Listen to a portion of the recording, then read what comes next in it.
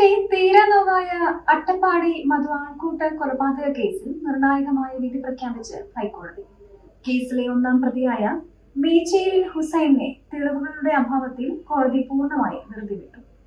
വിചാരണ കോടതി വിധിച്ച 7 വർഷത്തെ തടവ് ശിക്ഷയാണ് ഹൈക്കോടതി ഡിവിഷൻ ബെഞ്ച് റദ്ദാക്കിയത്. എന്നാൽ ശിക്ഷാവിധി ചോദ്യം ചെയ്ത മറ്റു പ്രതികൾ നൽകിയ അപ്പീൽ കോടതി പൂർണ്ണമായി തള്ളി. 16 പ്രതികളിൽ 13 പ്രതികളുടെ ശിക്ഷ ഹൈക്കോടതി ശരിവച്ചു.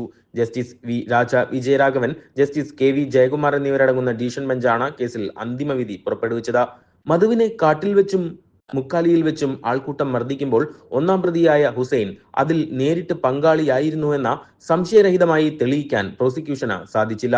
സംഭവസ്ഥലത്ത് ഇയാൾ ഉണ്ടായിരുന്നു എന്നതിനപ്പുറം മധുവിനെ മർദ്ദിക്കുന്നതിൽ ഇയാൾക്ക് കൃത്യമായ പങ്കുണ്ടോ എന്നതിൽ കോടതിക്ക് വ്യക്തമായ തെളിവുകൾ ലഭിച്ചില്ല.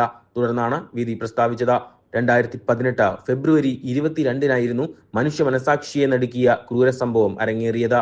അട്ടപ്പാടി ചിണ്ടക്കി ഊരിലെ മല്ലന്റെയും മല്ലിയുടെയും മകനും മാനസികാസ്വാസ്ഥ്യം നേരിട്ടിരുന്നതുമായ 34-കാരനായ ആദിവാസി യുവാവ് മധുവിനെ അരിയും പലചരക്ക് സാധനങ്ങളും മോഷ്ടിച്ചെന്നാരോപിച്ചാണ് ഒരു കൂട്ടം ആളുകൾ കാട്ടിൽ നിന്ന് പിടികൂടിയത്. ഇരുകൈകളും പിന്നിലേക്ക് കൂട്ടിക്കെട്ടി അട്ടപ്പാടിയിലെ റോഡിലൂടെ നടത്തിച്ചായിരുന്നു ആൾക്കൂട്ട വിചാരണ. വഴിയിലുടനീളം മധു ക്രൂരമായ മർദ്ദനത്തിനും ഇരയായി. ഒടുവിൽ പോലീസ് എത്തിയാണ് വാഹനത്തിൽ യുവാവിനെ ആശുപത്രിയിലേക്ക് മാറ്റിയത്.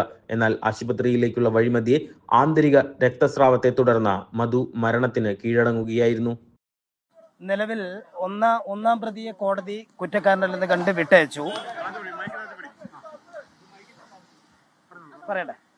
നിലവിൽ ഒന്നാം പ്രതിയെ കോടതി കുറ്റക്കാരനല്ലെന്ന് കണ്ട് കുറ്റവിമുക്തനാക്കി. 4ഉം 11 പ്രതികളെ കീഴ്ക്കോടതി വെറുതെ വിട്ടത്. ആ വെറുതെ വിട്ട നടപടി ശരിവെച്ചു.